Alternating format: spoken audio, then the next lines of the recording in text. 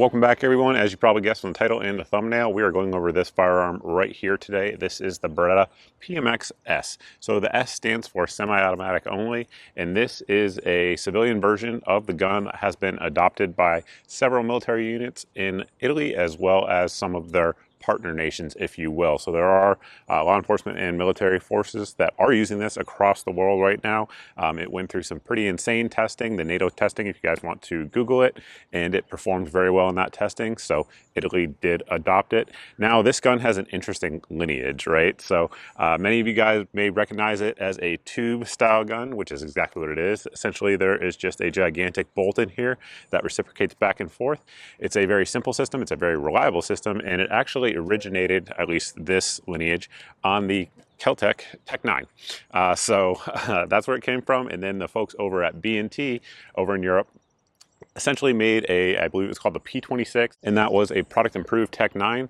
With that product on the market, the folks at Beretta looked at it, and for an interesting reason that we'll talk about here in just a second, went to the folks at B&T and said, hey, we want to make a version of that. Can we get the rights to do so? B&T essentially said yes, and that is where we are at now with the PMXs. Now, why did they want to essentially modify a version of another gun that was already out there on the market? Well, it was because of the controls. So obviously we have our selector here, which is ambidextrous, safe, and fire, and then our magazine well here, which is a straight magazine well. Italy was looking for a gun that would have very similar controls to their, I believe it's called the P12 submachine gun that they've been using for like 40 years. And this gun, or at least the B&T, had very similar controls, and they thought that that would be a easy transition, both for training of law enforcement and military forces, as well as just logistics. So if you think of like a police car, for example, they have a rack that they set their guns in. Well, this one, at least the original one with the stock rather than the brace, will fit in the same rack that their older machine guns fit in. So things like that. That's why they were very interested in this design. And again, they redid the B&T design a little bit, and then basically sent it out for testing. It went through the testing, and it did very, very well. So that is the history of the gun. Now let's talk about my history with the gun. I've had this one in for, I think, 4 months now. We have fired a lot of rounds through it, as you guys have probably seen if you guys follow me on social media. And I suppose before we get into all the different details of the gun, let's head back out to the range and see what kind of groups we can get out of this little PCC, and then come back and walk through some of the features. Now we're going to lay down a couple of groups with the gun. So in there right now we have some 115 grain Minuteman munitions. They are our 9mm ammo sponsor here. The overwhelming majority of ammo that's gone through this gun has been Minuteman, so big thanks to them. And then we have another load up, sort of a defensive load. Target's downrange at 50 yards, which is typically what I do for pistol calibers, because you go any longer than that, wind really starts to play a role.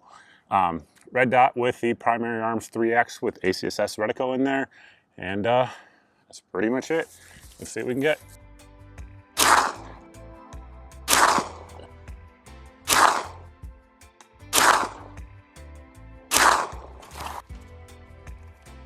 All right, the next load up is going to be from the folks at Gorilla Ammunition. This is their 115 grain solid copper hollow point. So again, defensive stuff.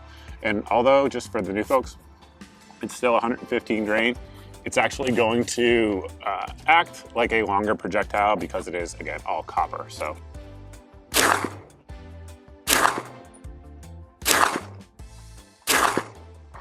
well, I think there's very little argument that this is an accurate gun. So at 50 yards, those are excellent groups, no doubt about it. So the Minuteman, which again, just ball stuff, nothing fancy at all. 1 1/8 inches center to center on that one. Then the Gorilla tightened it up even more. Of course, it's only 4 shots, but still, that's about 5/8 of an inch there, center to center. So for a pistol, I will take that all day long. With the accuracy out of the way, let's start out front and sort of work our way back. So we do have a barrel. It's just a touch under 7 inches long. It is cold hammer forged, chrome lined, and it is threaded 1/2 by 1/28. The vast majority of the time that we have been firing this gun, it has been suppressed. We obviously fired it unsuppressed as well. In terms of reliability, we've had a grand total of 0 malfunctions. We'll just get that out of the way right now. No malfunctions of any kind with different magazines that we'll talk about here in a second, and different types of ammo. So in terms of barrel length, it's right in between like a MP5 and an MP5K. You are, generally speaking, going to get about 150 to 250 feet per second more than you would out of, say, like a 4.5 inch Glock 17. That can be good. It can be bad depending on the type of ammo you're using. So just make sure that you're using the right type of ammo, so that way it doesn't not penetrate enough like a lot of hollow points do when you speed them up. But obviously we had good groups out there, at least in my opinion, for what I'm looking for, and plenty accurate to do the job that PCCs are intended for. Continuing on back, we do have a polymer chassis, and this gun essentially comes apart in two different pieces. I do have a clean and lubrication video on this gun where I show how to do that. If you guys are interested in that, definitely check that out. But it's essentially two pieces that come apart and form the tube, if you will. So up front here, we do have 1913 rails all the way around on the top and the bottom, so 12 and 6 o'clock. Those rails do not come off at the 3 and 6 o'clock. They do come off. You can actually unscrew those. So if you want a little bit more of a slim handguard, you can do so. Some folks don't like the 1913 cheese graters on their hand, but I have no problem with it. We do have this stop here, hand stop, so that way you don't put your hand in front of the muzzle. It comes like that from the factory. I recommend keeping it that way, particularly if you're going to shoot it unsuppressed. It's very easy on these little compact guns to, for whatever reason, put your hand where it doesn't need to be. So that is a good little reminder piece there. Continuing on back, we do have our mag well that takes B&T style mags. So any of your B&T mags will work. However, Beretta said that they did improve it. There's a couple ways that they improved it, in my opinion anyway. So they added this base plate here, so that way it protects it from drops, much better than the original B&T magazine. Then they changed the feed lip geometry here, and they say that this feed lip here feeds better than the B&T, particularly with hollow points. And if you actually read the manual, it says like, we only recommend you use our mags. Well, obviously I don't follow what the manual said, and I used B&T factory mags, and I also used KCI Gen 2 steel reinforced mags. And again, we've had zero issues of any kind with any type of ammo. The vast majority of it has been this stuff here, the Minuteman Munitions 115 grain that we've put through it. They, of course, are our main 9mm channel sponsor here for ammo. So big thanks to them for providing the ammo that you guys have been seeing throughout the review. However, we did run some hollow points through it as well, not just in the accuracy portion, but just full mags of hollow points to see how it would do. And again, it did just fine. We got some Fiocchi 147 grain hollow point. We'll send them downrange, let you guys listen to the gun.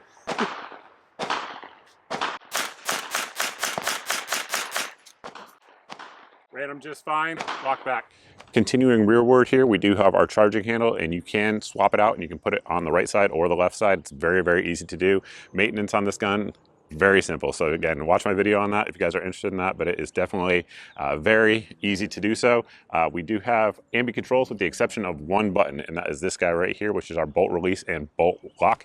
So basically, if we pull it back here, you can push up on it, and that will lock our bolt in the open position. And then at this point, if you just push down on it, that will send the bolt home. Of course, if you want to, you can also just, when you're out of rounds, it will be locked open and you can just pull back and let it go as well. Very simple design. We have our magazine release, which is ambidextrous. So either side you hit it from, it will work, and it works perfectly fine with the KCI or the B&T mags. You can't really get it to release unless you push extremely hard. So as you guys saw there, I had to actually depress the magazine release into the receiver itself to get it to come out. Now with the B&T mags or the KCI, they come out very easily, and of course, obviously, you can just use the right side as well if you want to. Continuing on back to our safety, it is ambidextrous. It has two positions, obviously fire and safe. It's very intuitive for AR-15 users, so if you guys are used to that, you're not going to have an issue with it. Again, it's muscle memory. It's right there for you.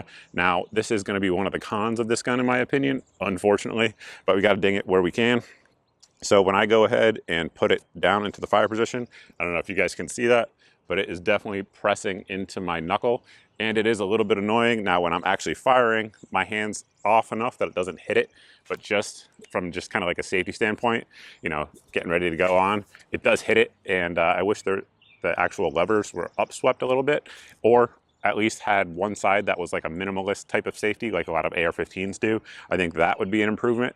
That said, like I mentioned in the beginning, these guns are relatively new to the United States market, so aftermarket support, there's not a ton for it yet, but I would imagine, especially with the price point and performance that we're going to talk about at the end of the video, there will be a good bit of aftermarket support coming for it.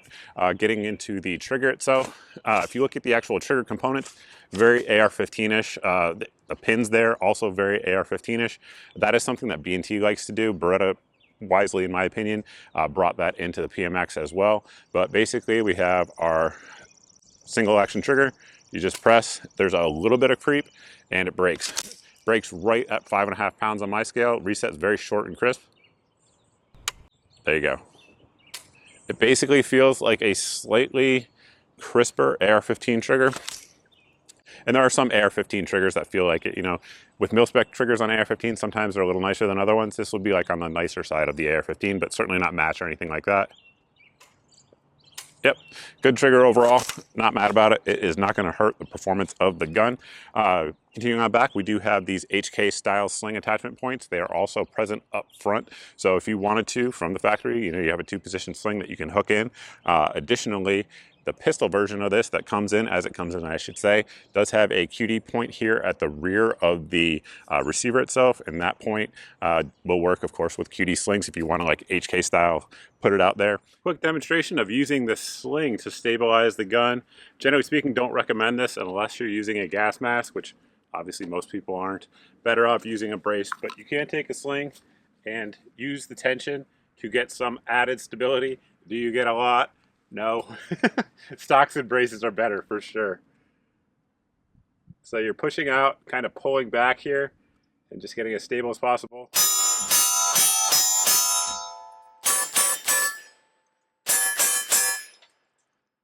Again, is it good? No, but it is stable. I'm not a huge fan of that, and actually when I got this gun in, nobody was making adapters for it. So this one here is actually a 3D printed 1913 adapter. And then of course we're using our SB tactical brace. This is a little bit long in this configuration. My opinion, you guys have seen it with the SBA3 on there with the Midwest Industries adapter.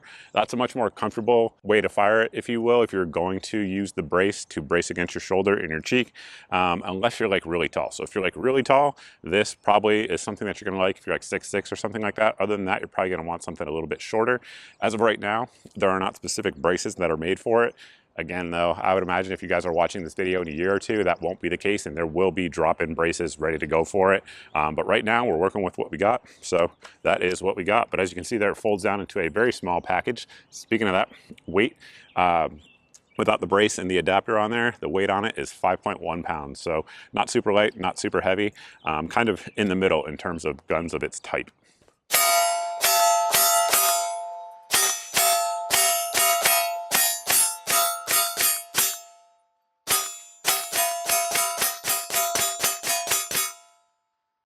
What do you think of that one? Like it a lot. Why? I just felt easy to handle. I didn't feel a lot of recoil. Trigger's easy, and it just didn't like that. Didn't do that. Yeah. I've got a couple points to hit on here before we close the video out, but before I do that, I do want to mention that this is going to be a Mug Club episode where the gun review is going to be free on YouTube as well as Rumble. But after the video, we're going to head over to Mug Club where we make exclusive content for members only. There's a bunch of other people making content over there as well. Steven Crowder, Alex Jones, the Hodge twins, Brian Cowan, Nick DiPaolo, and others. And essentially what we're going to do today, we pick a topic and then also take viewer questions and answers. So today's topic is going to be the lawsuits that is going on with the frame and receiver rule. There are several of them. We're going to get into the details of them, whether or not I think they'll succeed, etc. So we're going to do that exclusively over on Mug Club. Then we're going to take viewer questions as well. There should be a code here on your screen that will get you guys a free month if you guys are interested in checking out Mug Club, which is probably going to be more important than it typically would be, a free speech platform, simply because it's an election year. So there is that. All right, getting back onto the gun. You guys have seen the accuracy. We've already talked about reliability, 0 malfunctions of any case. It's always locked back on the last round. No issues with any type of magazine at all. If I was going to buy extra mags for this and I was looking to save a little bit of money, I'd probably look at those KCI mags, steel reinforced. I've had 0 issues with them in any guns. Those are the Gen 2 though. Do not buy the Gen 1. The Gen 1s are trash. So it's just a side note on magazines there. So with that price on this, so right now looking around online, the cheapest I could see it for was for $1,049. So if you compare it to other direct blowback style 9mm PCCs, it's kind of in the middle in terms of price point. So there definitely are ones that are going to be less expensive, and some of those are really good as well. And there's definitely a ton that are more expensive. I think this one brings a lot of value for what it is. Like I said, if you look into the NATO testing that this thing went through, the reliability that this thing had in that testing, it is truly impressive. And again, like I said, we've had 0 issues at all in my particular use of it, and we are just under 1,000 rounds. So a lot of rounds for this thing, and you certainly can't do any better than 0 malfunctions. I always hope that's the case when we get guns in here for review, but it certainly isn't always. Those of you guys who watch the channel a lot will know that to be true. Full disclosure, this gun was sent out to us by the folks at Beretta, but they don't get to see this video. They have no input on it or anything like that before you guys get to see it. So there is that. I think with that, guys, we're going to close the video out. If you have any questions about the gun, anything like that, you can post them down below in the comments section. Additionally, hit me up on my various social media sites, particularly the non-meta ones, because there I can actually post things. Like, for example, if this thing comes in stock on a great sale or something like that, we will post it down there. Speaking of that, there is currently, if you guys are watching this relatively close to when the video is released, there's currently a rebate. So definitely check out my social media. We will post that up for you guys who are interested in the gun. And if you like this video and you're new here and you haven't hit the subscribe button, go ahead and do so. Additionally, hit the notification bell so that way, in theory, you'll be notified whenever I put up content. However, as we all know, my content is largely censored from most of your eyes. So with that, sign up for the email at the website here on your screen. This email goes out once a month and it has all of the videos since the previous month's email went out. So that way there's no big tech giant censoring your eyes from my content, because it goes straight from me into your inbox. Additionally, daily deals goes out every day. It's a separate email, so definitely head over to the website down below and sign up for that. But if this firearm, brace, optic, light, suppressors, ammo, anything like that goes on sale, it will go out in our daily deals email. It has 8 of the best deals that we find around the internet. If it is in the email, it's the cheapest I know of anywhere on the internet on that particular day. I verified it before putting it in there, so that way it saves you guys some time, because I've already done the comparisons for you, and hopefully saves you some money as well. There's also a good Pro 2A meme in there that a lot of folks like, so if you're into Pro 2A memes, definitely check it out. And with that, we're gonna head over to Mug Club for the rest of the video. We'll see you over there.